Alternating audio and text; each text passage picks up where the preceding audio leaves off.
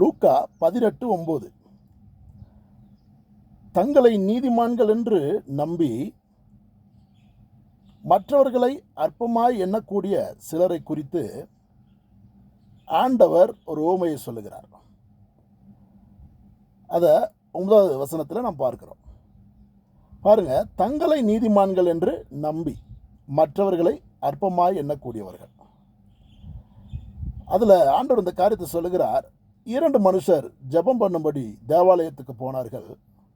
ஒருவன் பரிசேயன், மற்றவன் ஆயக்காரன். பரிசேயன் எப்படி ஜெபம் பண்ணுறானாமா, ஆண்டவரே, நான் பரிகாரர் போல இல்லை, அநியாயக்காரர் போல இல்லை, விபச்சாரக்காரர் போல இல்லை, இந்த ஆயக்காரனும் போலவும் நான் இல்லை, அதனால நான் உண்மை துதிக்கிறேன் அப்படின்னு ஜெபம் பண்ணுறான். ஆனால் ஆயக்காரன் எப்படி ஜெபம் பண்ணுறான் அப்படின்னா, தன் கண்களை வானத்துக்கும் ஏறெடுக்க துணியாமல் பாவியாகி என் மீது இரக்கமாயிரும் என்று ஜெபம் பண்ணான். அப்போது இந்த பரிசேயனுடைய ஜெபம் எப்படிப்பட்டது என்று பார்த்தா, நான் பரிகாரர் போல இல்லை, அநியாயக்காரர் போல இல்லை, விபச்சாரக்காரர் போல இல்லை அப்படின்னு ஜெபம் பண்ணுறான். அப்போ விபச்சாரம் பண்ணுறது இல்லை, அநியாயம் பண்ணுறது இல்லை, இதெல்லாம் அவன் சொல்கிறான்.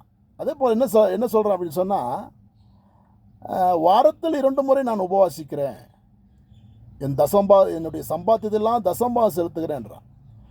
ஸோ வாரத்தில் 2 முறை உபவாசிக்க உனக்கு நேரம் கொடுத்தது கர்த்தர். அதனால் உபவாசிக்கிறத குறித்து இப்போ ஆண்டவர்கிட்ட பேசக்கூடாது. நீ தசம்பாகம் கொடுக்கறத குறித்தும் கர்த்தர்கிட்ட போய் பேசக்கூடாது. ஏன்னா உனக்கு சம்பாதிக்க பலன் கொடுத்தது கர்த்தர். அதனால அந்த சம்பாத்தியத்துலேருந்து நீ தசம்பாகம் கொடுக்குற, அதை போயும் கர்த்தர்கிட்ட என்ன செய்யக்கூடாது, சொல்லக்கூடாது. அவன் ஒரு ஜெபத்தில் ஒரு முக்கியமான காரியத்தை சொல்கிறான். இந்த ஆயக்காரனை போலவும் நான் இராததால் உம்மை துதிக்கிறேன் அப்படின்றான். அப்படின்றத போல் சொல்கிறான். ஸோ அவனை குறித்து இவனுடைய எண்ணமே வேற மாதிரி இருக்குது. ஆனால் அவனை குறித்து ஆண்டவர் சொல்கிறார், அவன் நீதிமான் அப்படின்னு சொல்கிறாரு. ஆனால் இவன் அவனை போல இராதபடியால் உம்மை சோதரிக்கிறேன் என்பதை போல் சொல்லுகிறான்.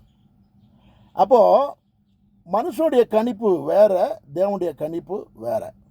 மனுஷன் தன்னை நல்லவனா கெட்டவனா என்று கணக்கு பார்க்க ஆசையாக இருந்தால் வேதத்தோடு ஒப்பிட்டு பார்த்து கொள்ள வேண்டும். இந்த அவரை விட நான் நல்லவர், இவரை விட நான் நல்லவர் அப்படின்னு சொல்லி பெருமை பேசிக்கொண்டு இருக்கக்கூடாது. ஏனென்றால் நம்மை கணக்கு போடுகிறவர் தேவன், நம்முடைய இருதயத்தை அறிந்திருக்கிறவர் தேவன், நம்முடைய இருதயத்தின் நினைவுகளை அறிந்திருக்கிறவர் தேவன்.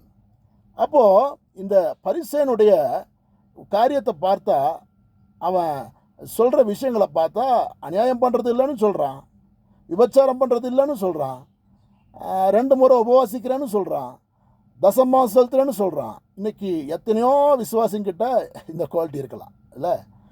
ஆனால் அதனால் நீங்கள் ஏமாந்து போயிடாதீங்க, தயவு செய்து அதனால் ஏமாந்து போயிடாதீங்க. அதை வச்சுக்கிட்டு நான் நீதிமான் அப்படின்னு நம்பிடாதீங்க. ஏன்னா கடவுள் படைத்த உலகம், தேவன் படைத்த உலகத்தில் இருக்கிறீங்க, தேவன் தந்த பலத்தில் வேலை செய்கிறீங்க, தேவன் கிருபை செஞ்சதுனால பணம் கையில் வந்துச்சு. ஸோ தேவன் கொடுத்த நேரம் நாட்கள் நமக்கு இருந்ததுனால உபவாசம் பண்ணுறோம், ஜெபிக்கிறோம். ஸோ நான் உபவாசம் பண்ணாலும் தேவனுக்கு ஸ்தோத்திரம், நான் சம்பாதித்தாலும் தேவனுக்கு ஸ்தோத்திரம், நான் தசம்பாகம் கொடுத்தாலும் தேவனுக்கு ஸ்தோத்திரம். ஸோ இதை மனசில் வச்சுக்கிட்டு அப்படியே ஒரு கெத்தாக நடக்கிறதும் கெத்தாக பார்க்குறதும் வெரி டேஞ்சர் விசுவாச பிள்ளைகளுக்கு, இல்லை ஊழியக்காரர்களுக்கு, மொத்தத்தில் தேவ பிள்ளைகளுக்கு. அதனால் ஆண்டவர் யாரை குறித்து சொல்கிறாருன்னா, தங்களை நீதிமான்கள் என்று நம்பி மற்றவர்களை அற்பமாய் எண்ணின சிலரை குறித்து அப்படின்றது போல தான் நம்ம அங்கே பார்க்குறோம். அப்போது அவங்களுடைய நம்பிக்கையே எப்படி இருக்குது, மிஸ் அண்டர்ஸ்டாண்டிங் தான். அவங்க நம்பின ஒரு விஷயமே பொய்யான ஒன்று, தப்பான ஒன்று. ஸோ நம்புறது எல்லாமே சரி அப்படின்னு தான், நம்புறது எல்லாமே சரி அப்படின்னு சொல்லி பேசிடக்கூடாது. அப்போது அவனுடைய நம்பிக்கையே எப்படி இருக்குது, அவனுடைய நம்பிக்கை இருந்தே முதல்ல அவன் வெளியே வரணும். தன்னை நீதிமான் என்று நம்பினான், அது இல்லை. ஆண்டவர் சொன்ன அப்படி நினச்சிட்டு இருக்கவங்கள குறித்து தான் இந்த உவமையில் சொல்லும்போது சொல்கிறாரு, அவர்கள் நீதிமான்கள் அல்ல என்பதை தான் அவர் அங்கே குறிப்பிட்டு காட்டுகிறார். இந்த உவமையின் மூலமாக அதை குறிப்பிட்டு காட்டுகிறார், இந்த பரிசேயனுடைய வாழ்வை வைத்து. அப்போது என்றைக்குமே நான் மற்றவங்களை பார்க்கும்போது தங்களை விட அவர்களை மேலானவர்களாக எண்ணணும், ஒரு மரியாதையோடு பார்க்கணும், மரியாதையோடு பேசணும். வயசில் சின்னவங்களோ பெரியவங்களோ இல்லை அவங்க இப்போ தான் ஆவிக்குரிய ஜீவத்தில் வந்திருக்கவங்களா இருக்கலாம், இப்போ தான் ரட்சிக்கப்பட்டிருக்கவங்களா இருக்கலாம். நம்ம பல வருஷம் ரட்சிக்கப்பட்டு பல வருஷம் ஆயிருக்கலாம், பல வருஷம் வேதம் வாசிக்கிறலாம் இருக்கலாம், இல்லாட்டி ஊழியம் செய்யலாம் இருக்கலாம். ஆனால் ஒரு மனுஷனை அற்பமாக பார்த்தால நீ ஃபெயில் ஆகிட்டேன்னு அர்த்தம்.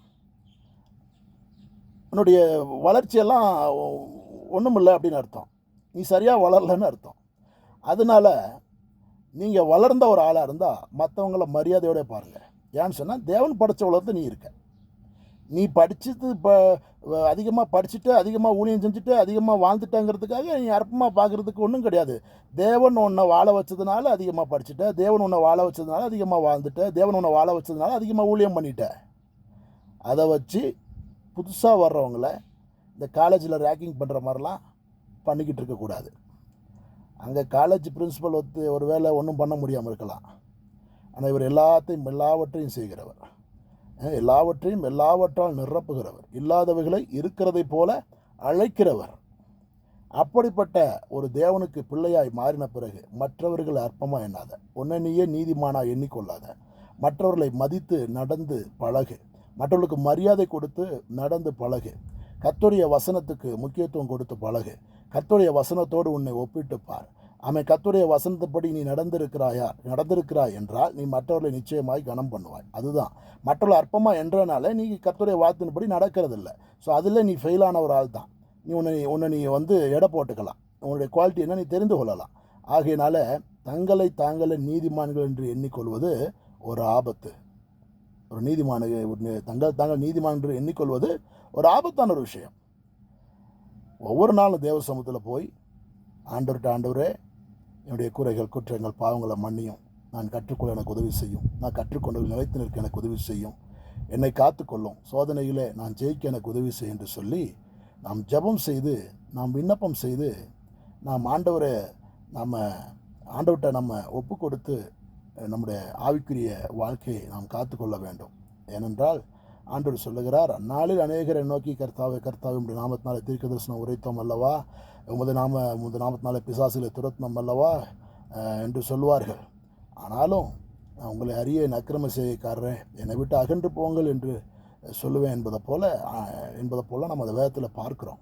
அப்போது கர்த்தரை அறிந்து கொண்டது முக்கியமல்ல, கர்த்தரை அறிந்து கொண்டது எத்தனை முக்கியமல்ல என்பதை கர்த்தரை அறிந்து கொண்டது எத்தனை முக்கியமோ அதை நீங்கள் அதுக்கு உங்களுக்கு ஒரு கிரெடிட் உண்டாகணும் அப்படின்னு சொன்னால் அவருடைய வார்த்தையின்படி நம்மை ஒப்பிட்டு பார்த்து அதன்படி நடந்து கொள்ள வேண்டும்.